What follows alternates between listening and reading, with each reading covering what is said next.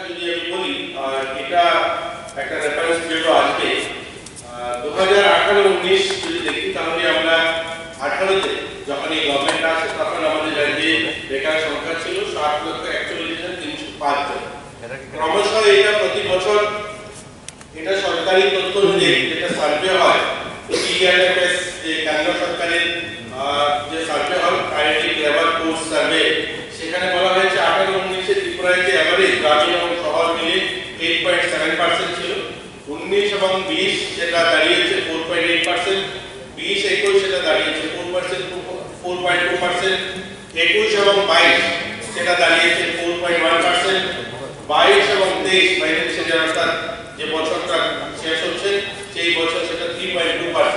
অর্থাৎ ক্রমশ এই বছর যদি আমি সংখ্যাকে বলি তাহলে সংখ্যাটা হলো 3,29,000 জন আনএমপ্লয়েড আমাদের কাছে রেজিস্টার্ড রয়েছে ক্লাস 8 থেকে একদম পিএইচডি হোল্ডার। আর যিনি সংখ্যাটা বলবেন সেটা লিখিতভাবে আপনার কাছে পাঠিয়ে দেবো, সেই লিখিতটা সেটা আপনাকে আমি দিয়ে দেবো। সম্বন্ধিত কোনো লেখা ছিল না স্পেসিফিক, তার জন্য সেই উত্তরটা আমার কাছে নেই। পরবর্তী সময় সেটা আমি আমাদের পৌঁছে দেবো মাননীয়। ওই পত্রিকা আর সোশ্যাল মিডিয়াতে কি লিখলো এটা দিয়ে যদি আমি তথ্যটা বলি তাহলে মনে হয় ঠিক হবে না। আপনারা যেহেতু ডিপার্টমেন্টের কাছে কোয়েশ্চেন করেছেন তো আনসারটা ডিপার্টমেন্ট যেটা দেবে সেটাকে আপনাকে মানতে হবে। আর যদি মনে হয় সেটা তথ্য সঠিক নয় তাহলে জানার জন্য আরটিআই বা কোনো ব্যবস্থা থাকতে পারে। পত্রিকাতে কি লিখলো এটা কি আমাদের বিধানসভাতে মানতে হবে। আর আপনি ওয়েবসাইট 1 লক্ষেরও বেশি ওয়েবসাইট রয়েছে আমাদের সোশ্যাল প্ল্যাটফর্মে, সেখান থেকে কোনো তথ্য বের করে আপনি বলবেন 13% 14% মানতে হবে, সেটা ঠিক নয়। আমি যেটা বলছি এটা সরকারি ডাটা বলছি, এজ এ মন্ত্রী ডিপার্টমেন্টের মন্ত্রী দাঁড়িয়ে বলছি। আর এটাতে যদি আপনার কোনো ধরনের সন্দেহ থাকে তাহলে আপনি লিখিত দিতে পারেন, আমাদের দপ্তরে আধিকারিকরা রয়েছে, আপনাকে সেটা উত্তর দেওয়া হবে লিখিত। আপনি পত্রিকাতে কি আসলো, কোন পত্রিকায় কি লিখলো, আর আপনি ওয়েবসাইটে কি আসলো সেটা দিয়ে যদি বলেন বিধানসভাকে বলতে চান যে আপনার এটাই সত্য, মন্ত্রী মিথ্যা বলছে, এটা ঠিক নয়। আপনার সিনিয়র যথেষ্ট, আপনি অনেক দিন এখানে আছেন, আমরা নতুন, তো তারপরেও বলবো যে আপনার মনে হয় আমার এটার মধ্যে কোনো ধরনের ভুল তথ্য দিচ্ছি তাহলে আপনারা লিখিত দিন, আমাদের দপ্তরের আধিকারিকরা রয়েছে তারা উত্তরটা দেবে। ঠিক আছে,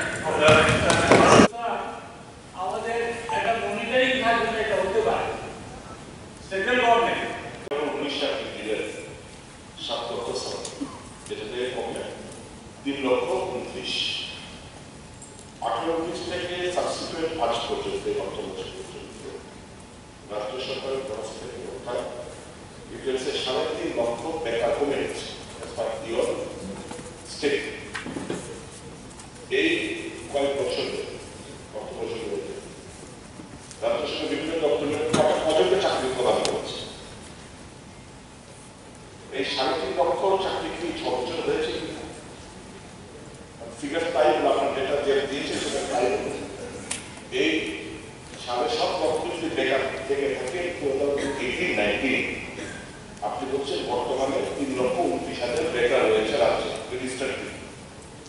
তাহলে এই গত 6 বছরে এই যে 50% মধ্যে বেকার কমে গেল, কতটা চাকরি দিতে পেরেছে? একটু আপনার মনে আছে গতবার টোটাল বেকারের সংখ্যা এবং আপ টু 12 কত এবং গ্রাজুয়েট কত, মাস্টার ডিগ্রি কত, পিএইচডি। বর্তমানে রাজ্যে নার্সিং কাউন্সিল রেজিস্ট্রেশন অনুযায়ী মোট কতজন নার্স বেকার রয়েছে? উত্তর বর্তমানে রাজ্যে বেকার ভাতা প্রদানের কোনো পরিকল্পনা রয়েছে? সমাজ কল্যাণ সমাজ শিক্ষা দপ্তর বর্তমান রাজ্য নথিভুক্ত বেকারদের বেকার ভাতা প্রদানের কোনো পরিকল্পনা নেই। দ্বিতীয় প্রশ্ন থাকলে কবে নাগাদ বাস্তবায়িত করা হবে? যেহেতু প্রথম প্রশ্নই আসছে না তাহলে দ্বিতীয় প্রশ্নগুলো উত্তর হবে।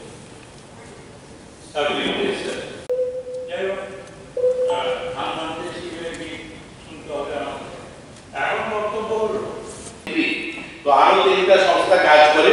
কৈলাসহর যেটা সেটা অনেক পুরনো, আমি যেটা জানি বোধহয় সেটা এবং কতটি ক্লাস আছে প্রদান করি না। আর এই মুহূর্তে আমার কাছে যেহেতু আগে আমার জানা ছিল না কতজন টিচার হয়েছে সেটা আমি বলতে পারবো না। তথ্য আমরা এখানে ঠিক করতে হবে যে এখানে কতজন শিক্ষক 4 বছরের জন্য 2000 কোটি টাকা উনি সংস্থান দিয়েছেন। তাতে করে প্রতিটি বিধানসভা কেন্দ্রে 30 কিলোমিটার নতুন সড়ক, অন্যান্য আমাদের তো আছে, মানে অন্যান্য যেসব আইডিএফ হোক আর যা যা যাই থাকুক আমাদের মানে প্রধানমন্ত্রী গ্রামীণ সড়ক যোজনায় হোক যাই হোক, কিন্তু তুমি আলাদাভাবে আমাদের স্টেট বাজেট থেকে লেগেছে 30 কিলোমিটার আপনার এলাকার মধ্যে আপনি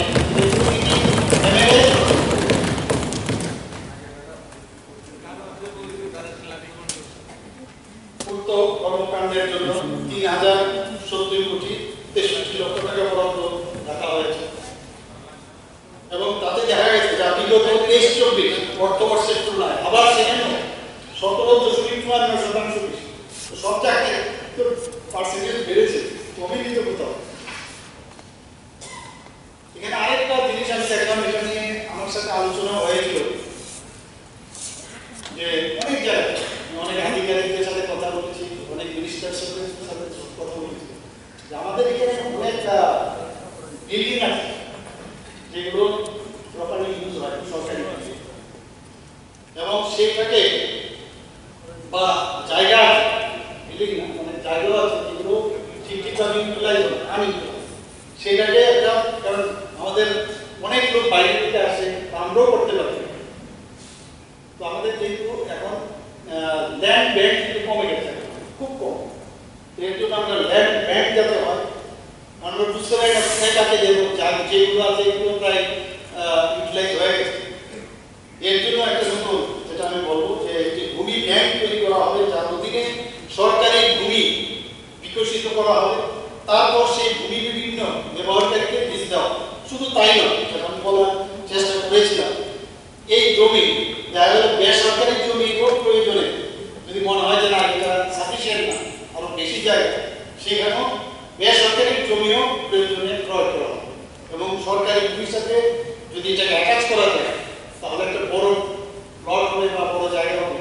এর জন্য ইনিশিয়ালি 10 কোটি টাকা রাখা হয়েছে। আমি মাননীয় অর্থমন্ত্রীকে ধন্যবাদ দেব।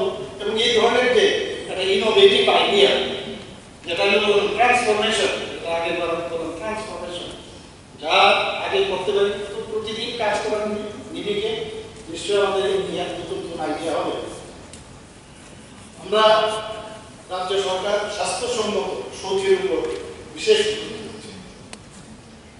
যেখানে অনেকবার এখানে আমাদের বিরোধী দল নেতা পরিবেশ মহোদয় বারবার উনি কিন্তু আমি দেখেছি সব বিষয়ে কিন্তু নজর দেন। এখানে মার্কেটের বিষয়ে কিন্তু আমরা কথা বলেছি অলরেডি, যে বাদের পারে যে এখানে এটা নিয়েও কিন্তু অলরেডি একবার কথা হয়েছে এবং হবে, একটা জায়গা আমাদের আছে। মাননীয় সদস্য বিরোধী সেনা মহোদয়, ওনার প্রশ্নটা হচ্ছে ত্রিপুরা আছে, তার মধ্যে ছাত্র 29, ছাত্রী 16। দ্বিতীয় প্রশ্নটা হলো সেন্টার কি কোনো অর্থ কমলো, এই কি করে সংখ্যাটা কমলো, এটা রেফারেন্স পিরিয়ডে রয়েছে। আমি ডবল বলতে চাইছি, যদি কলম সাইড থাকে তাহলে আমি ডিটেইলসে বলতে পারি কি করে এই সংখ্যাটা কমলো। সবার জন্য তো আপনি মাত্র দিয়ে দিয়েছিলেন কত মানুষের চাকরি হয়েছে আমাদের রাজ্যে এই কয়েক বছর। এই সংখ্যাটা রয়েছে রেফারেন্স পিরিয়ডে, এই সংখ্যাটা রয়েছে আমাদের মানব দেববর্মা একটা কোশ্চেন এনেছে রেফারেন্স পিরিয়ড, ওইটাতে রয়েছে এটা পুরো আনসারটা, আর সেটা নিশ্চয়ই আলোচনা হবে সেই সময়। আপনি মনে করেন বলার জন্য আমি বলতে পারি, এটা একটা বেশ বড় দিয়ে অনেক সময় লাগে। গতবার বিধানসভায় আমি বলেছিলাম। আর মাননীয় বিধায়ক গোপাল রায় মহোদয় যেটা বলছিলেন এডুকেশন ওয়াইজ বলার জন্য, সেটা কোনটা আপনার উত্তরটা রাইট, আমি তো বলছি সেটা বলার জন্য যদি অনুমতি দেন তাহলে বলতে পারি যে রেফারেন্স পিরিয়ডও এই প্রশ্নটাই রয়েছে।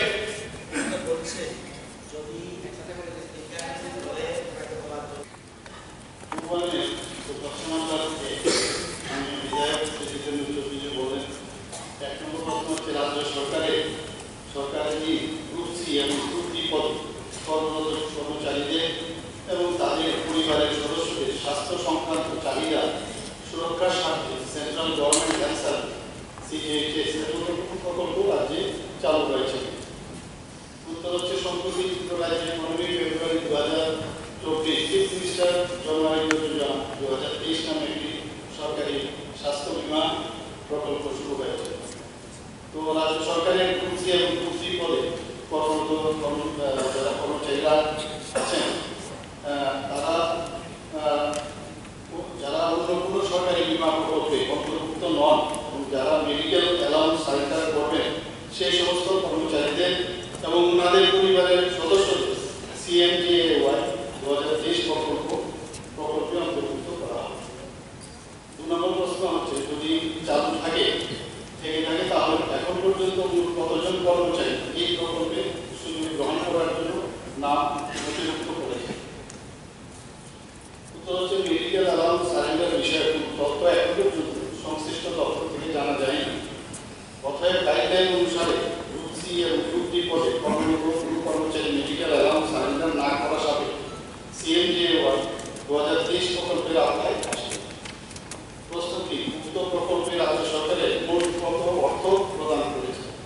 উত্তর হচ্ছে 23-24 অর্থ বছরের বাজেটে চিফ মিনিস্টার জন আরোগ্য যোজনা 2023 প্রকল্পের জন্য 59 কোটি টাকা বরাদ্দ করা হয়। 41 জন গার্লস রয়েছে, যেখানে বিদ্যা ওয়েলফেয়ার সোসাইটি সেখানে 24 জন। 1 2 3 4 5 7 8 নিতেই পারে, সেটা মাত্র সিরিয়াল বড়টা আরে আনসারটা কোশ্চেন এরকম ছিল না, কোশ্চেন তারাও সেটা নিয়ে কাজ করে। আরেকটা হচ্ছে অপয় মিশন গোকুলনগর বিশালগড়, তারাও সেটা নিয়ে কাজ করে। আর সবগুলোতে স্টুডেন্ট রয়েছে, 3টা সংস্থা মুখ্যমন্ত্রী নিয়ে কাজ করে এবং তাদের পড়াশোনার বিষয় দেখে যার মধ্যে হচ্ছে ফাইনালস একটা ঠিকভাবে চলছে। এখন শিক্ষক স্বল্পতা আছে কি বলে স্যার বিভিন্ন মুখ বধিরদের স্কুল সুতরাং গভর্নমেন্ট পরিচালিত এটা হোটেল এজেন্সি দ্বারা এটা আমরা দেখি না। আর এটা কৈলাসহরে যেটা এটা একটা আমাদের মাননীয় প্রাক্তন স্বাস্থ্যমন্ত্রী এবং বিধায়ক শ্রী সুদীপ রায় বর্মন কোনোদিন আমাকে বাজেট নিয়ে জিজ্ঞেস করে আমাকে খালি জিজ্ঞেস করেছে আমি আসবো তোমার এখানে ট্রিটমেন্টের জন্য, যে একটা নতুন সাবজেক্ট আমার যখন পড়ছি আর কি দেখা যাক বাট আই এম রেডি। এবং সবচেয়ে বড় হচ্ছে এখানে এত বিজ্ঞ লোক আছেন, আপনার এক্সপিরিয়েন্স সত্যি আমি বলছি, বারবার ধন্যবাদ দিচ্ছি যে এই সুযোগে প্ল্যাটফর্ম পাওয়ার জন্য। অনেক কিছু বুঝতে পারছি, শিখতে পারছি এবং মেইন উদ্দেশ্য হচ্ছে আলটিমেটলি যে একটা ট্রান্সপারেন্সি থাকতে হবে। হয়তো কোনো জায়গায় ভুলভ্রান্তি হতে পারে, ভুলভ্রান্তি আপনারা ধরাচ্ছেন, আমাদের যারা আছে তারাও ধরাচ্ছেন, আমাদের যারা এখানে আছে। তো সেটা মিলে আমরা চাই যে আপনারা মাঝে মাঝে বিদ্রুপ করে বলেন কিনা জানি না, কিন্তু আমরা যেটা বলি শ্রেষ্ঠ সেটা সত্যিকার অর্থে প্রমাণ হতে চাই। এবারে বাজেটের যে বিষয়গুলো আমি বেশি কিছু বলবো না, কারণ এখানে ডিসকাশন হয়েছে, কয়েকটা পয়েন্ট খালি বলবো, কারণ আমার ধন্যবাদ দিতেই হবে আমাদের মাননীয় অর্থমন্ত্রী রণজিৎ সিং রায় মহোদয়কে, যে কি পরিশ্রম এবং তার টিম যেভাবে পরিশ্রম করেছে এবং আমাদের সময় এবার খুব স্বল্পতা ছিল। একদিকে এইদিকে যাওয়া ওইদিকে যাওয়া, তার মধ্যে ফোনে কথা বলা, 10 মিনিট নিয়ে আমাকে বললেন আপনার সাথে বসতে হবে, এই যে বসে 5 মিনিটটা তারা করাবে এবং এখানে তারা করালেও হবে না যে কিছু করে দিলাম উপর থেকে বলে দিলাম, বাট উই আর সিনসিয়ার যতটুকু সময় এবং এই সময়ের প্রতিটা সেকেন্ড আমরা ইউটিলাইজ করি। এখানে এই বাজেটে যেটা আমরা বলি ইনক্লুসিভ, অন্তর্ভুক্তিমূলক এবং ভবিষ্যৎ ও প্রবৃত্তি অভিবৃদ্ধি, বাংলাও শিখছে নতুন শব্দ, তো বাংলা লিখতাম কিন্তু এখন এই বাংলা পড়তে গিয়ে লিখতে গিয়ে এগুলো প্রতিদিনই এভরিডে আসলাম, আমরা সবাই জানি এভরিডে। এখানে এই বাজেটের সবচেয়ে যে জিনিসগুলো আমি দেখলাম এখানে যারা সশক্তিকরণ মহিলারা সেই বিষয়টা এখানে মহিলারা ছাড়া 50% জনসংখ্যার 50% মহিলা। এবং এই বাজেটে আমি দেখলাম যে যেভাবে নারীদের যাতে তাদের আরো বেশি স্ট্রেংথেন করা, সামনে সামনের দিকে এগিয়ে নিয়ে গেল সেটা দেখা। যারা আগামী দিনের ছাত্রছাত্রী এখন আছে এবং আগামী দিনের যুবা তাদের জন্য এই বাজেটের মধ্যে তার মাঠ আমরা দেখতে পেরেছি, মাঠ প্রসঙ্গী করেছেন। শুধু তাই না, এটা একটা মানে আমি বলবো ট্রান্সফর্মিং দ্য প্রিভিয়াস থিংস একটা ট্রান্সফরমেশন হচ্ছে যে আচ্ছা অন্য কিছু করা যায় না, যেখানে আমরা গতবার বলতে পারি সেটাকে আবার নতুন ভাবে কিছু করা যায়। যারা জনজাতি, প্রকৌশলী জাতি, ওবিসি, সংখ্যালঘু অংশের মানুষজন, কর্মচারীদের, পেনশনার এবং সমাজের সকল অংশের জনগণের জন্য এই বাজেটে আমি দেখতে পেয়েছি তার একটা ছবি মানে সেখানে আমরা দেখলাম যে তাদের সবার জন্য সর্বাঙ্গীন যেটাকে বলে এবং ট্রান্সজেন্ডারদের জন্য এখানে এই বাজেট তাদেরও যাতে সুবিধা হয় সেই ব্যাপারটা নিয়ে আসা। এখানে যে ক্যাপিটাল এক্সপেন্ডিচারের মূলধনী ব্যয় হলো 6,633 কোটি 80 লক্ষ টাকা এবং যা 2023-24 সালে এখানে মাননীয় বিধায়কগণ অনেকে বলেছেন যে পার্সেন্টেজ বলেছিলেন যে অনেক জায়গায় কম, আমি কিছু কিছু জায়গায় কম আছে বলছি না, কিন্তু সবসময় আমি যদি সব কটাই বাড়াতে থাকি, আমার তো অলরেডি ক্যাপিটাল এক্সপেন্ডিচার যদি এখন আমার হয়ে গেছে এই জায়গায় বা তাহলে এখানে আবার কেন ক্যাপিটাল এক্সপেন্ডিচার আমি বাড়াবো? সেখানে তো ন্যাচারালি আমি বাজেটটা এখানে অন্য খাতে আমি সেটাকে বাড়াবো। আমাদের এজিএমসি এবং জিবিপি হাসপাতাল পরিসরে 200 বেডের একটা মাল্টি কেয়ার গ্যাস ইউনিট তৈরি করা হবে এবং তা পিএম ডিভাইনের আওতায় আসে। মানে অলরেডি এটা কিন্তু প্রায় 700 কোটি টাকার মতো, 700 কোটির উপরে দেওয়া হয়েছে, এর মধ্যে একটা পার্ট আমি করছি। তো আরেকটা দেওয়া হচ্ছে বিশ্রামগঞ্জ যেখানে, সেটা হচ্ছে ডি এডিকশন সেন্টার, সেটাও দেওয়া হবে। ডেন্টাল কলেজের জন্য 200 কোটি টাকা রাখা হয়েছে তার মধ্যে। তো আমি সব মিলিয়ে আমি দেখলাম এই বাজেট আমার কাছে খুবই ভালো লেগেছে এবং এই বাজেট সর্বস্তরের মানুষের কথা মাথায় রেখে এই বাজেটটা হয়েছে এবং যেখানে ফিসক্যাল ডেফিসিটের যে বিষয়টা আছে এই 3 বছরে আমি দিয়েছি, আমি আশা করি 2024-25-এর যেটা দেখেছে সেটাও তার লিমিটেশনের মধ্যে থাকবে এবং এরপরেও যখন আমাদের আরও কিছু আমাদের ডেভেলপমেন্টের বিষয় জানা সব কিছু একদম 100% হবে সেটা অপার অবকাশ নেই।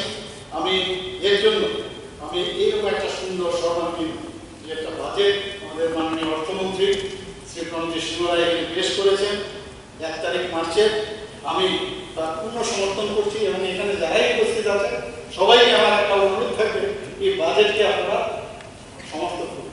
সবাইকে অসংখ্য ধন্যবাদ। কি আমাদের আছে আমার সোর্স কি আর খরচ প্রপারলি হচ্ছে কিনা, ইট ইজ ভেরি ইম্পর্টেন্ট।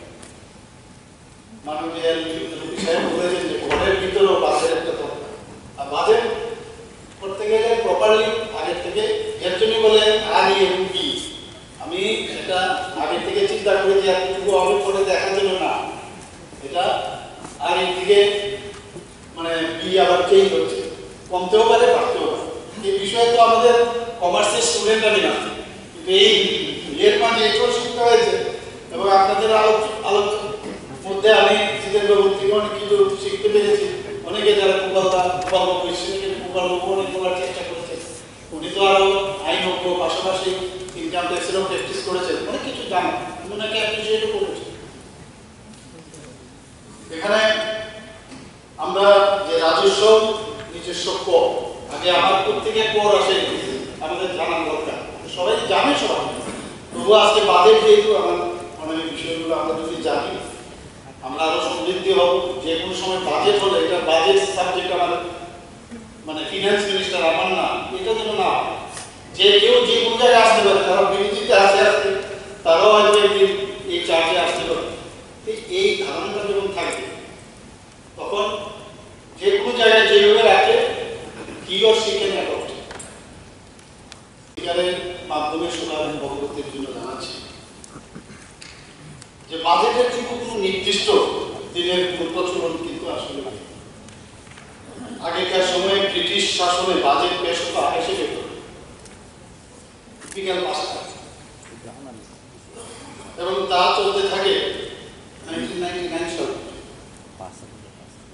আমাদের শ্রদ্ধেয় প্রধানমন্ত্রী, শ্রদ্ধেয় এবং স্বর্গীয় প্রধানমন্ত্রী শ্রী অটল বিহারী বাজপেয়ী সময় থেকে তার সকাল 11টায় পেশ করা। যখন শ্রী অরুণ জেটলিজি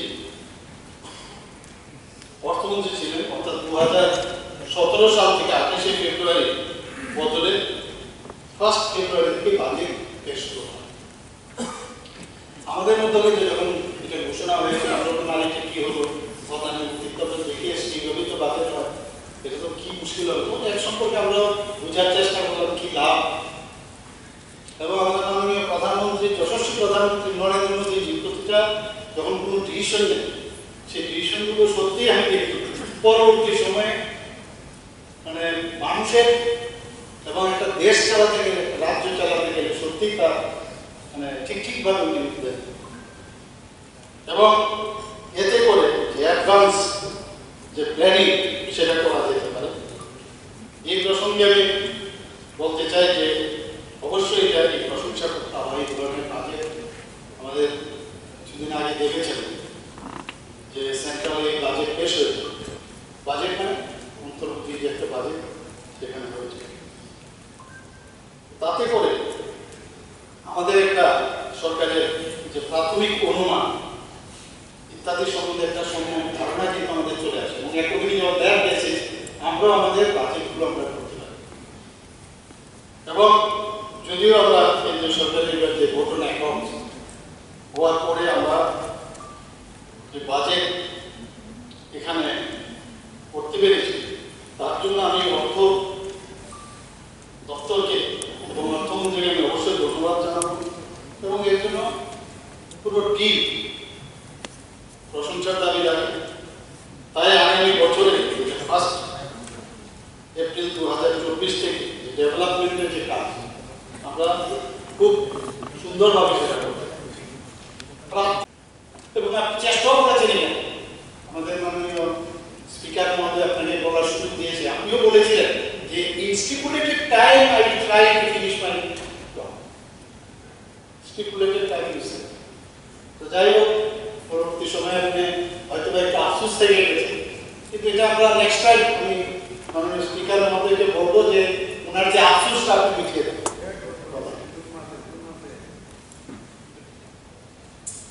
3 বছরের মধ্যে রিবে যে পরিসংখ্যান সেটা হচ্ছে 2021-22 আমাদের 2079.97 এবং 2022-23 আমাদের 2022-23 3126.28 এবং 2023-24 এবার আদিতে রাখা হয়েছে 5338.67। এফআরবিএম আমরা সবসময় বলি, সবাই বলছে আর এত লোন নিচ্ছে কি হবে। আমরা তো concern, we are the representative of the people. আমাদের দায়বদ্ধতা থাকে এবং যেন না হয় যে এখানে ওই এটার একটা ব্যাংক্রাপ্টি হয়ে যায়, সেটা হবে। এফআরবিএম আইন অনুযায়ী যে ফিসক্যাল ঘাটতির যে লক্ষ্যমাত্রা এবং তার অর্জন, সেটা আমরা দেখছি যে এতে এই যে এফআরবিএম এর যে স্ট্যাটাস সেটা দেখলে বোঝা যায় এই সরকারের তার অর্থনৈতিক অবস্থাটা কি। You know better than I am sure. তো এই অবস্থার মধ্যে ত্রিপুরা এই যে রাজস্ব সর্বমূল্যের পার্থক্য এই এফআরবিএম কিন্তু দেখা যায়। সেখানে যদি আমি সরলভাবে বলি যে একটি নির্দিষ্ট সময়কালে সাধারণত একটি বছরে ব্যয় যখন সরকার কর্তৃক প্রাপ্ত রাজস্বের পার্থক্যকে ছাপিয়ে যায় সেই অঙ্ককে সূচিত করে, তাই তো? কাজে সেখানে দেখা গেছে যে আমাদের fiscal deficit target percentage of GST 2021-22 আমাদের টার্গেট ছিল 4.50%, এবং সেটা ফিসক্যাল ডেফিসিট যেটা ডিফারেন্স আমি বললাম সেখানে দেখা গেল আমাদের 0.94%, অর্থাৎ যেটা আমরা ভাবছি তার থেকে কিন্তু অনেক বেটার পজিশন 2020-21-এর কথা হচ্ছে। 2022-23-এ আমরা ধরে নিয়েছি যে 4.00%, সেখানে গিয়ে ফিসক্যাল ডেফিসিট হলো গিয়ে অনলি 1.6। 22-23-এ যেটা আদি করে আমরা রেখেছি এখন 3.50, এবং পরবর্তী সময় দেখা গেল সেটা 3.70, মানে সবসময় কিন্তু যেটা টার্গেট তার থেকে অনেক কম। এবং এতে করে প্রমাণ করে যেটা আমি বলছিলাম এটা এই যে সূচক, এই সূচকে আমরা কিন্তু সেটাকে জাস্টিফাই করতে পারি। আমি ধন্যবাদ দেব মাননীয় অর্থমন্ত্রী। বারবার বাজেট ঠিক আছে, অনেকে অনেক কথা বলে যে আমার এখানে ওই ব্রিজটা কেন হয়নি, স্পেসিফিক আমার এরিয়ার কথা বলে বাজেট সর্বাঙ্গীন হবে, সব জায়গায় হতো। এখানে স্পেসিফিক কারণ না, হয়তো এক দুটো জায়গা কিন্তু আসে বড় প্রকল্প হলে, কিন্তু এতে করে কিন্তু বাজেট সর্বাঙ্গীন হয়। এটা মানে পুরো ত্রিপুরার বিষয় নিয়ে আলোচনা ঘটনা নিশ্চয়ই আমি জিজ্ঞেস করতে পারি। আমার কাছে যে খবর আছে যে এক্সরে পরিষেবা 9টা থেকে রাত 10টা পর্যন্ত কাজ, আর অন বলে 10টার থেকে সকাল 9টা পর্যন্ত ব্যবস্থা। সিটি স্ক্যান সরকারি ছুটি দিন যদি বাদ দেয়, প্রতিদিন সকাল থেকে 9টা থেকে 4:30 পর্যন্ত এই পরিষেবা দেওয়া। আলট্রাসোনোগ্রাফিরও সেই সকাল 9টা থেকে 4:30। এমন কোনো ব্যবস্থা থাকেই, স্পেসিফিক একটা ঘটনা হয় না যে তারা আমিও জানি, ওর পরে তো আমরা তখন জিজ্ঞেস করি কেন নিতে হবে। যদি একদম স্পেসিফিক আজকে প্রশ্ন করে আপনি যেটা জেনে আসলেন এটা সবার জন্য প্রযোজ্য আমার মনে হয় না, তবু আমি দেখব সে খবরটা আমি সততা নিয়ে এখানে বলছি যে বিকাল 4টার পরে এখানে স্লুপ রেডি করা হয় না, আসবো, এবং রাত 10টার পরে এক্সরে হয় না। এই পরিপ্রেক্ষিতে স্যার যদি ভূতপ্রান্ত থেকে গরিব মেহনতি মানুষরা যখন রুগী নিয়ে আসে হাসপাতালে, যে কোনো মানুষ যখন আসে হাসপাতালে, তাদের পরিবারের লোকেরা অনেক দুর্ভোগ ভালো হয়। আপনি এই বিষয়ে নির্দেশিকা দেবেন কিনা আমাদের? গভর্নমেন্ট গোটা ভারতবর্ষের জন্য সার্ভে করায়, সেটাকে PLFS এটাকে বলে প্রাইমারি লেবার ফোর্স সার্ভে। প্রত্যেক বছর মার্চ থেকে জুলাই মাসে সারা ভারতবর্ষে সার্ভেটা হয়, এবং সেখানে সেই সার্ভে রিপোর্ট অনুযায়ী সেটা আমি বলছি, এবং সেই সার্ভে রিপোর্ট অনুযায়ী এই সংখ্যাটা ধীরে ধীরে রিডিউস হয়ে এসেছে। এটা আমাদের রাজ্য সরকারের কোনো সার্ভে নয়, সেটা কেন্দ্র সরকার লেবার ডিপার্টমেন্ট এই সার্ভেটা প্রতি বছর করে। সেই সার্ভে অনুযায়ী গ্রামীণ এবং শহরকে আলাদা করে সার্ভে করা হয়। আমাদের রাজ্যে সবচেয়ে ভালো দিকটা হলো গ্রামীণ এলাকাতে আমাদের যে আনএমপ্লয়েড রেটটা খুব কম। গ্রামীণ এলাকাতে আমাদের শুধুমাত্র 1.1% গ্রামীণ এলাকাতে, শহরে সেটা একটু বেশি। আমাদের শহরি এলাকাতে, আরবান এলাকাতে 3% আনএমপ্লয়েড রেশিও। এটা এভারেজ যদি শহর গ্রাম আমরা যদি 3.2% হয়, যারা গ্রামীণ এলাকাতে আমাদের কম সংখ্যায়। এবং এই সার্ভেটা যদি বলুন তাহলে আমরা দিয়ে দেবো, সেটাও আমাদের কাছে রয়েছে, সারা দেশে সার্ভেটা রয়েছে। আমরা আমাদের রাজ্যে যেটা আপনি বলতে চাইছিলেন যে সংখ্যাটা কি করে কমলো, আমি সেটা উত্তর দিতে চাইছিলাম যে সংখ্যাটা শুধুমাত্র সরকারি চাকরিতে কমেনি, সার্বিকভাবে টিআরএল এ কাজ করছে, টিআরএল 400 উপরে লোক নিয়েছে, জায়গাতে কাজ হচ্ছে সেখানে লোক নিয়েছে, তো সমস্ত দপ্তরগুলিতে ধীরে ধীরে সেটা কম হয়। একসঙ্গে শুধু টিচার নিয়েছে এরকম না। তো সেই সংখ্যাটাও আমি দিয়ে দেবো, আপনি বলুন লেখ করে দেবো, আমি অথবা রেফারেন্স পিরিয়ডে আবার আগে ওকে বলতে পারবেন না এখানে যদি এত পার্সেন্টেজ গত বছর ছিল এবার কেন কমিয়েছে, তো যেটা বানিয়েছে সেটাও তো করতে হবে। তো সেই দিকে মাথায় রেখে কিন্তু সেই কাজটা করা হয়েছে। এখানে 2023-24 সালে বাজেট বরাদ্দ থেকে 23.80% বৃদ্ধি হয়েছে। মূলধনের অধিক বরাদ্দ অর্থনীতিকে উচ্চ প্রবৃদ্ধির পথে পরিচালিত করার যে প্রণোদনা দেবে এবং আরো কর্মসংস্থান এর মধ্যে যেটা সৃষ্টি করবে আমি নিশ্চিত। কারণ আমরা বারবার চাইছি যে বারবার যাতে কর্মসংস্থান হয়, কর্মসংস্থান চাকরি হবে, চাকরি তো দিতেই হবে এবং সেটাও আমরা বন্ধ করবো। পাশাপাশি আমরা কর্মসংস্থানেরও সুযোগ করবো। এখন এই বাজেটে সেই বিষয়টা কিন্তু রেখেছে। অনেকে বলছেন যে বিভিন্ন জায়গায় যে বাজেট অনেকটা কমিয়ে দিয়েছে, কিন্তু আমি দেখেছি এখানে যে যেটা প্রাথমিক ক্ষেত্র শিক্ষা, কর্মসংস্থান সৃষ্টি, মূলধনী ব্যয়, ট্রাইবাল সাব প্ল্যান, এর মধ্যে অনেক বেশি কিন্তু এমফাসাইজ করা হয়েছে এই বাজেটে। এই বাজেটে 1721 কোটি 94 লক্ষ টাকা এগ্রিকালচার নিয়ে কিন্তু অনেকে বলেছেন, আমি জানি না কোন বেসিসে বলেছেন, আমি যতটুকু বুঝেছি বা পড়েছি এর মধ্যে দেখা গেছে এখানে আমাদের মাননীয় কৃষিমন্ত্রী যে আছেন উনি আমার থেকে বেশি বলতে পারবেন যে কৃষি ও কৃষি সংশ্লিষ্ট ক্ষেত্রে বরাদ্দ করেছে যা বিগত যে বাজেট হয়েছে তার থেকে 19.88% মানে এখানে বেড়েছে।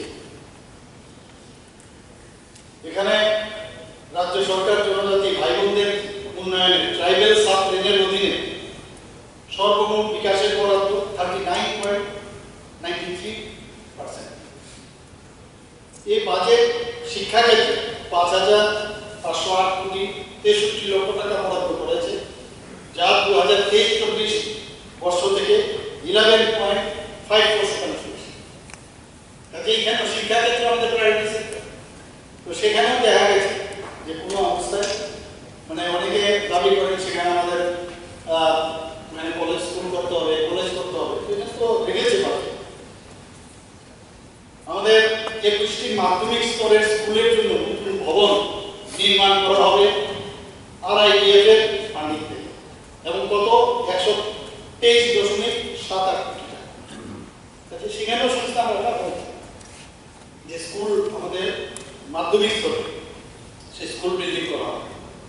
আমাদের সমস্ত বিধানসভা এটা একটা অত্যন্ত ভালো জিনিস আমি বলবো এবং সেটা মাননীয় অর্থমন্ত্রী যে বারবার আমাকে আকারে দিচ্ছিলেন যে এটা কিন্তু করতে হবে। সমস্ত যারা আমাদের MLA সাহেবরা আছেন, মিনিস্টাররা আছেন, সবাই যার যার এলাকায় কিছু একটা করার সবাই চাই যে তাদের কেন মানে শক্তিশালী না করা মানুষ আসে তখন বা বলতে হয় যে দেখো আমার কারণে আমার এরিয়ার মধ্যে এত কিলোমিটার রাস্তা হয়েছে এবং আমি ওনাকে ধন্যবাদ দেবো, বারবারই ধন্যবাদ দিতে চাই, কিন্তু মাঝে মাঝে কম করবো, মাঝে মাঝে বেশি করবো। গণতন্ত্রতে এই ধরনের বাজেট আমাদের যে 202 ধারা সংবিধান বাজেট পেশ করতে হবে, বাজেট নিয়ে কথাবার্তা হবে এবং এখানে যারা যারা বাজেট নিয়ে এখানে আলোচনা রেখেছে আমি আবার বলছি সত্যি প্রশংসার দাবি রাখি এবং ওনাদেরকে আমি ধন্যবাদ দিচ্ছি। আমরা জানি একটা বাজেট একটা নির্দিষ্ট সময়ের 1 বছরের বাজেট তৈরি হয় এবং সেটা সাধারণত 1 বছরের জন্য তৈরি হয়। অর্থনৈতিক পরিকল্পনা, সমস্ত আয় ও ব্যয়ের যে রূপরেখা অর্থাৎ একটা নীল নকশা 1 বছরের জন্য তৈরি হয় এবং এই বাজেট একটা ব্যক্তিবর্গ, ব্যবসা প্রতিষ্ঠান এবং সর্বোপরি সরকারের যে ফিসক্যাল যে দায়বদ্ধতা সেই ব্যয়ের অগ্রাধিকার এবং তথ্যের যে আলোকে যে অর্থনৈতিক সিদ্ধান্ত ফিনান্স ডিপার্টমেন্ট থেকে নেওয়া হয় এবং সেটাও আজকে এখানে গত 1 মার্চ আমরা সেটা এখানে আমাদের সরকারের তরফ থেকে করা হয়েছে। এখানে আমরা জানি যে 1 মার্চ সেখানে আমাদের এলপি সাহেব অনেকগুলো প্রশ্ন করেছেন, সবকটি প্রশ্নের উত্তর আমার দেওয়া সম্ভব নয়, যদি আমার এই আনসারের মধ্যে চলে আসে ভালো। এখানে একটা প্রশ্ন আপনি করেছিলেন যে বাজেটটা এত মানে 1 মার্চ একটা প্রশ্ন আমি জানি না তবে আমি বুঝতে পেরেছি। আমি মানে 30,56,700 টাকা গত ফাইন্যান্সিয়ালি খরচ হয়েছে। সাজেশন গুলো আমরা নেব নিশ্চয়ই এবং যদি দেখা যায় এগুলো খুব এফেক্টিভ এবং পবিত্র বিধানসভা বলছি, এখানে যদি আমরা মানুষের জন্য কথা না বলি, মানুষের জন্য চিন্তা না করি, রাজনীতি হবে, এটা তো ঠিক আছে, কিন্তু কাজগুলো যদি করে বলি এখন তো রাজনীতি ঠিক আছে, যে কাজ করবে মানুষ ওকে সমর্থন করবে। এখন আমাদের সুযোগ এসছে, আমি কেন কাজ না করে আপনাকে সুযোগ দেব, এটা তো আমাদের অ্যাডভান্টেজ আমি নিতেই হবে। তো সেই জায়গায় দাঁড়িয়ে আমি দেখলাম যে এই স্বাস্থ্যসম্মত সোচের জন্য নতুন ডিমান্ড করা, এতে এর জন্য 139 কোটি 96 লক্ষ টাকা বরাদ্দ রেখেছে। আমরা জানি যে রাস্তাঘাটে বিভিন্ন জায়গায় আমরা দেখি, বিশেষ করে মহিলা, ছোট ছোট ছেলে মেয়েরা তাদের হঠাৎ করে যখন টয়লেটের বিষয়ে দাঁড়ায়, তো প্রাকৃতিক কল যেটা সেটা যখন আসে তারা কোথায় যাবে, কারণ যেগুলো আছে এগুলো বোঝা যাচ্ছে না মেল না ফিমেল টয়লেট। তো সেইগুলো আমি বলছি, আমি বারবার বলছি যেগুলো তৈরি করা হয়েছে, এবং আমি যতটুকু মনে আছে যেগুলো তৈরি করার পিছনে হাইকোর্টের একটা ডিরেকশন ছিল, এবং আমি বারবার বলছি যে এইগুলো যেন প্রপারলি মেনটেন্যান্স হয়। আমরা বহু জায়গায় বাড়িতে যখন যাই বসে থাকে, বাইরে লোক দাঁড়িয়ে থাকে, যাওয়ার সময় বলে যে জল ঠিকভাবে বেরোবার সময় এটা করতে হবে, আমরা ওই জায়গায় যেতে হবে যে ওই টয়লেট বা ওই সব জায়গায় একজনের বাড়ি, তার বাড়ির কি কন্ডিশন, আমাকে একজন বলেছিলেন যে তার প্রথমে গিয়ে ওই টয়লেটটা দেখেছিল, বাথরুমটা দেখে বুঝতে পারবে ওর স্ট্যাটাসটা। তদ্রূপ আমাদের ত্রিপুরাতে যদি কোনো জায়গায় এই ধরনের টয়লেট থাকে, সেটা যদি দেখে আসে ত্রিপুরার স্বাস্থ্য ব্যবস্থা কিরকম, বা একটা হসপিটালের মধ্যে হসপিটালের যে কন্ডিশন বেটার কিনা, ওই ভিতরে গেলে আমাদের ইচ্ছা আছে সেগুলো অবশ্যই আমাদের জোর দিতে হবে, সবাইকে আমরা দেখবো সে তার জন্য যাতে এই শিশু এবং মহিলাদের যাতে তাদের সম্মান এবং তাদের প্রপারলি সেটা ব্যবহার করতে 85 পিঙ্ক টয়লেট দূর থেকে বোঝা যাবে এই পিঙ্ক টয়লেট। এর জন্য যারা মহিলা বাচ্চা বাচ্চা, এটা অদ্ভুত একটা আইডিয়া, ইনোভেটিভ আইডিয়া, এবং আমি আবার আমার অর্থমন্ত্রী থেকে আমি ধন্যবাদ। মাননীয় বিধায়কশ্রী বাংলাদেশের 1 নম্বরে আছে, ইহাকি সত্য যে রাজ্যের রেফারেল হাসপাতাল তথা আইজিএম হাসপাতালের বিকেল 4টার উপরে সিটি স্ক্যান এবং সোনোগ্রাফি সহ এক্সরে অন্যান্য পরীক্ষা নিরীক্ষা করা হয়। উত্তর না, সত্য নয়। 2 নম্বর প্রশ্নটি যদি সত্য হয়ে থাকে তবে তার কারণ। উত্তর হচ্ছে 1 নম্বর প্রশ্নের উত্তরে পরিপ্রেক্ষিতে এই প্রশ্ন আসে। Supplementary sir. মাননীয় স্পিকার মহোদয়, আমি একটা ঘোষণা করতে চাই, আপনি যদি আমাদের সরকার ক্ষমতায় আসার পর মোট 3 কিস্তিতে আমরা কর্মচারী এবং পেনশনারদের জন্য ডিআরএস অ্যালাউন্স বা ডিআরএস লিভ যেটা ডিআর বলা হয় 1/3/2021 আমরা 3% দিয়েছি, 1/7/2022 5% দিয়েছি, 1/12/2022 এটা ছাড়া মেরে 12% করে ছাড়াই, এবং এতে করে 20% দিয়েছি। করোনা পরিস্থিতিও যখন এই রাজ্যে ছিল তখনও কিন্তু বহু রাজ্যে দেখা গেছে বেতন স্টপ করে দিয়েছে, আমাদের রাজ্যে কিন্তু বেতন স্টপ করে, তখনও আমরা আমাদের এই ত্রিপুরা সরকার 3 সরকার দিয়ে প্রদান করেছে। আমাদের এই সরকার cash in lieu of LTC, অনেকে এলটিসি যেতে হবে না তাদের পয়সা দেওয়া হয়েছে।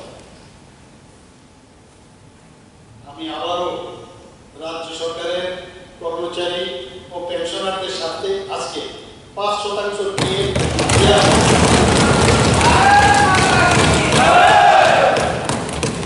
এই 5% দিয়ে দেওয়া 1 জানুয়ারি 2024 থেকে কার্যকরী। এতে বছরে কত খরচ হবে? 500 কোটি টাকা অতিরিক্ত খরচ হবে। আপনি জানেন 1% বিল 100 5 দিয়ে দিয়েছি। এতে করে 6,932 জন কর্মচারী এবং 82,000 পেনশনভোগীরা এতে উপকৃত হবে।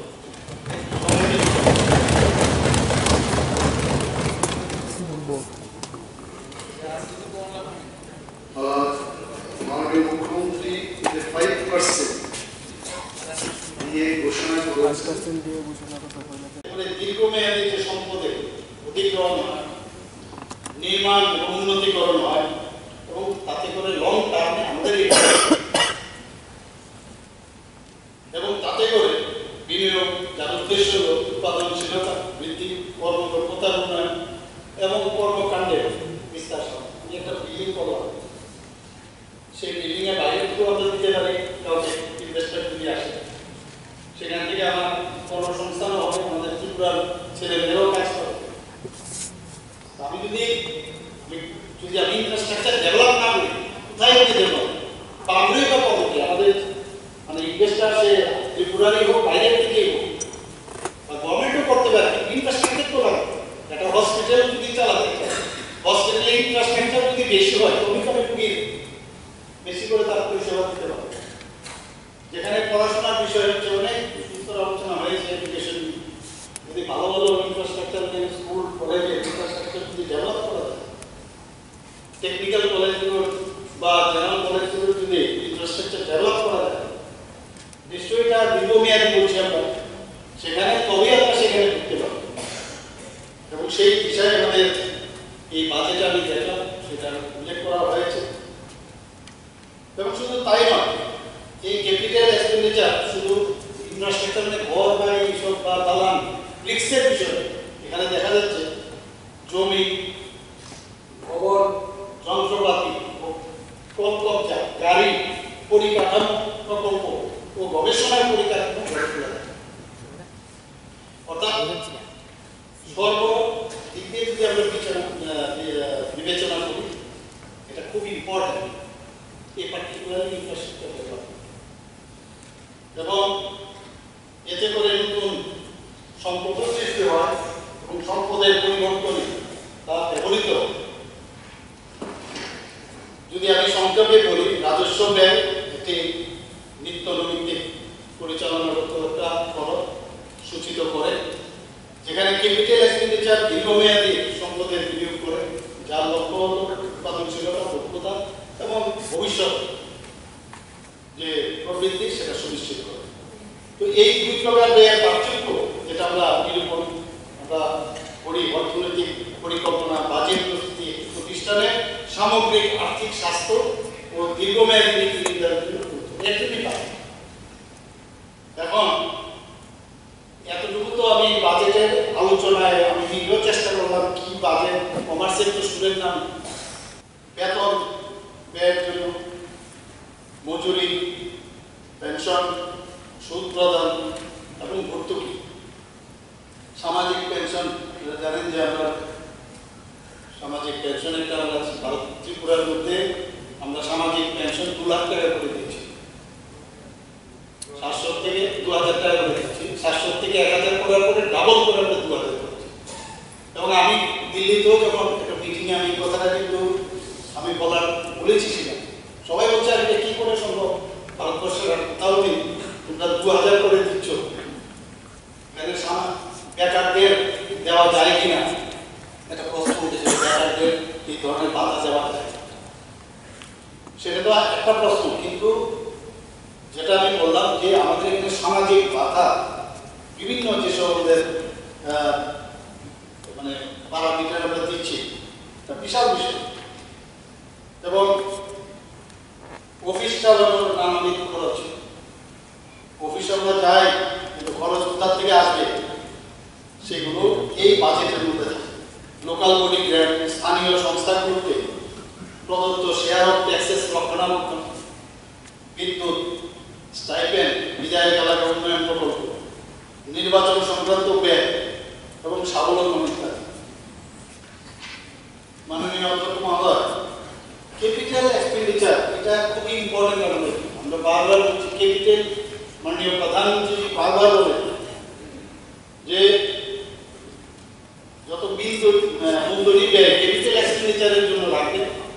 বেশি আগামী দিনে পার্মানেন্ট স্ট্রাকচার হবে, সেই পার্মানেন্ট স্ট্রাকচার থেকে আগামী দিন তার ইনকাম জেনারেশন হবে এবং যারা বেকার আছে তাদেরও কর্মসংস্থানের সুযোগ হবে। তো এর জন্য আমি মাননীয় অর্থমন্ত্রীকে আমি ধন্যবাদ দেব যে 2024-25-এর বাজেট বরাদ্দে 23.86% এই মূলধনীর মধ্যে রয়েছে, যেটা আমি বললাম পরিকাঠামো সৃষ্টি এবং পূর্বে নেওয়া ঋণ পরিশোধ ইত্যাদি। এখানে আমাদের মাননীয় বিধায়ক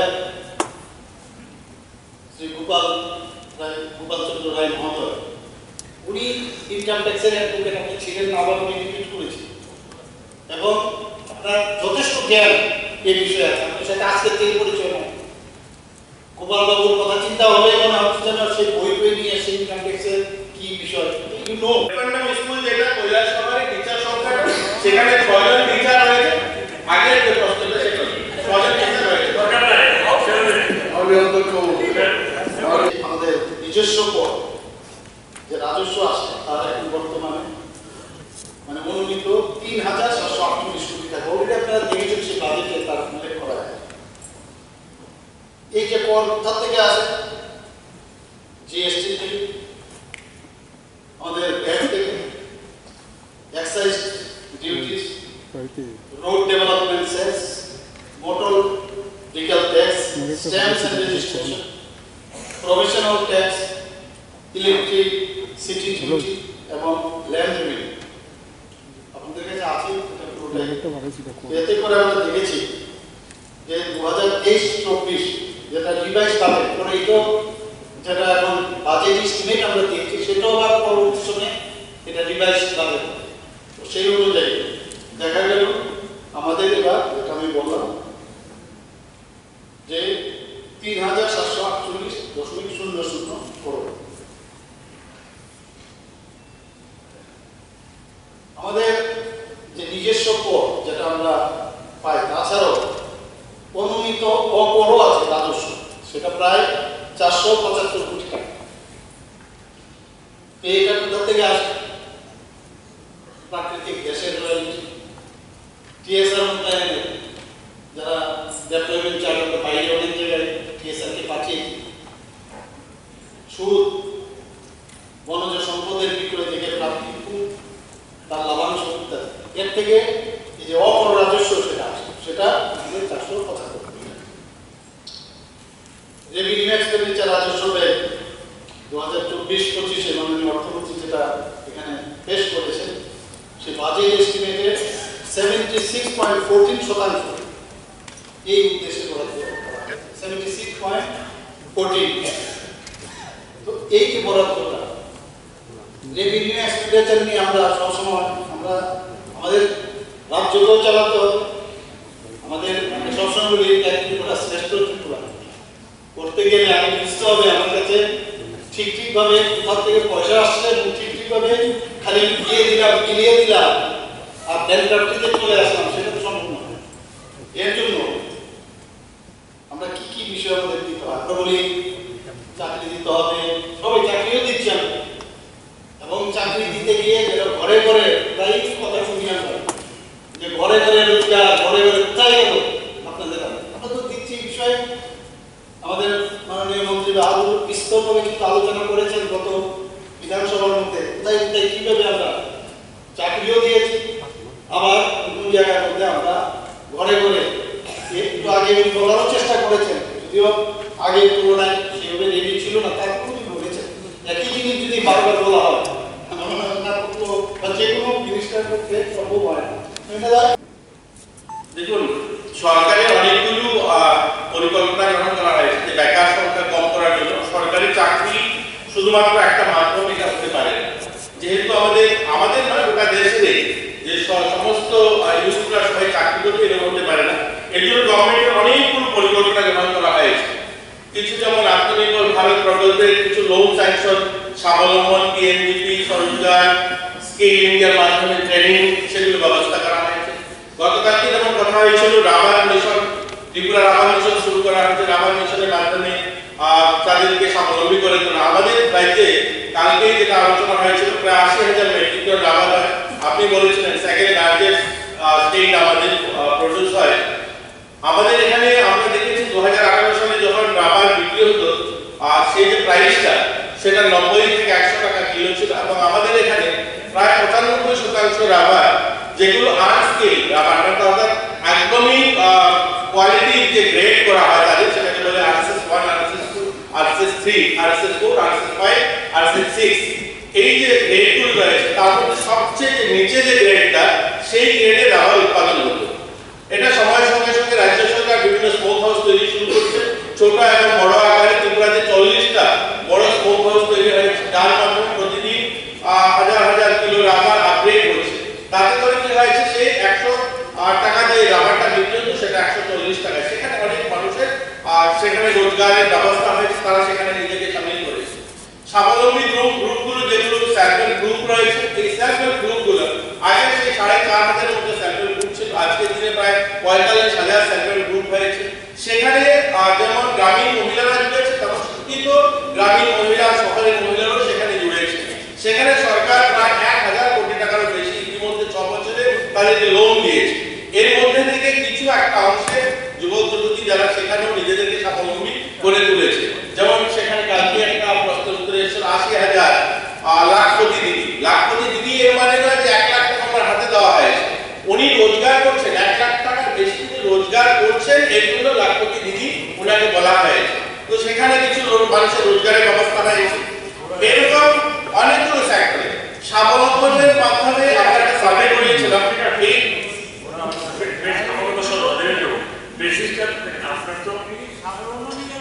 স্বাবলম্বন শুধু দেখুন মানুষ আপনি যে ডিটেলস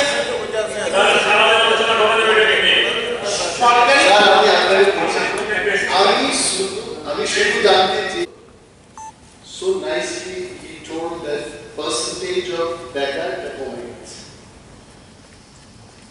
আমার প্রশ্নটা হলো যে এই যে সার্ভেটা হয়েছে, এই সার্ভে বেসিসটা কি? এটা কি ঘরে ঘরে গিয়ে সার্ভে হয়েছে, না কোনো অফিসিয়ালসদের দিয়ে সার্ভে করানো হয়েছে? There has to be a basis. ওই বেসিসটা কি? I would like to know from the Honorable Minister. এবং 2 নম্বর প্রশ্নটা হচ্ছে, বেকার ভাতা আপনি দেবেন না, কে চাইছে free money from the government বেকার স্কিম নেবেন না? তো এই বেকারদের জন্য, রাজ্যের বেকারদের জন্য